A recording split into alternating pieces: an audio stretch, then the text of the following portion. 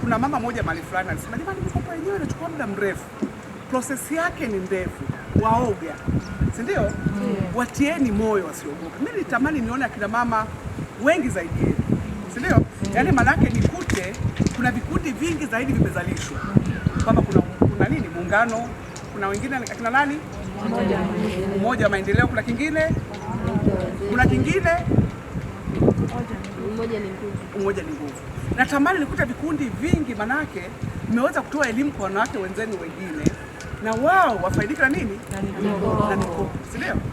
Yaani tatizo moja ambalo tunalo akina mama, huwa hatupeanagi taarifa sahihi. Yaani kuna mtu akitapata taarifa sahihi hawezi kumweleza mwenzake vizuri kwamba bwana, usiogope, ishu hii ukitaka kutoka unaanzia hapa unamalizia hapa. Hatupeani taarifa sahihi. Kwa hiyo unakuta mwenye taarifa sahihi ni wale wajanja, kina mama wajanja. Nasema kina mama wajanja, nasema wajanja kwa sababu hata hii simu zetu kuchukua, kuna kina mama wachache wanaojua kutumia simu zaidi, si ndio? Kuingia kwenye simu, kuuliza hiki, kuuliza hiki, kuuliza hiki. Kuna kina mama wengine waoga. Kwa hiyo ukiwa na taarifa sahihi, jaribu kumweleza na mama mwenzako, si ndio?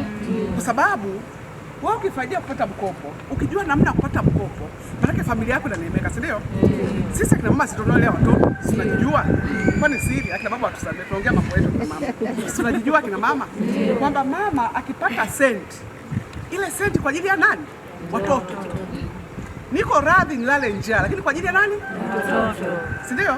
Mtoto akitoka shule analia, hana viatu, uko radhi mama kukopa, kujigaramia ili wakisha mtoto wako kesho anaenda shule amefanya nini? Amevaa.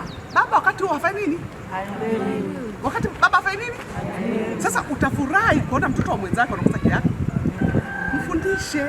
Kwa hiyo akina mama tupeane elimu, yani tusaidie kuelimisha na akina mama wenzetu, si ndio? Ifike mahali tusitoshe eneo dogo kama hili, tujae, maana yake mama mmoja amebeba wenzake watano. Unamwelimisha mwenzako ili hata mwenzako asilie ada, si ndio? Kwa sababu wewe miaka miwili iliyopita ulikuwa la unalia ada, leo umeshajikomboa. Sasa mwenzako anapokuja kuuliza, unapa taarifa ambazo si tuelimishaneni, si ndio? Tuelimisha kwanza, tupendaneni kwanza. Ukishampenda mwenzako utaweza kumfundisha namna ya kutoka. Kuna mama mwingine akiona anatamani nayo kuna vikundi kama hivi vya kwenu, si ndio? Vya kununua mazao, vya kufanya nini. Lakini akitoka kule akija kuuliza, hamumpi taarifa sahihi, unamdanganya. Ukishamdanganya, sema mimi mume wangu hawezi kuniruhusu. Lakini kumbe umempotosha. Kwa hiyo akina mama nawaombeni sana, tupendaneni, tusaidianeni, tupeaneni taarifa sahihi ili tuwe kwa wingi, si ndio? FM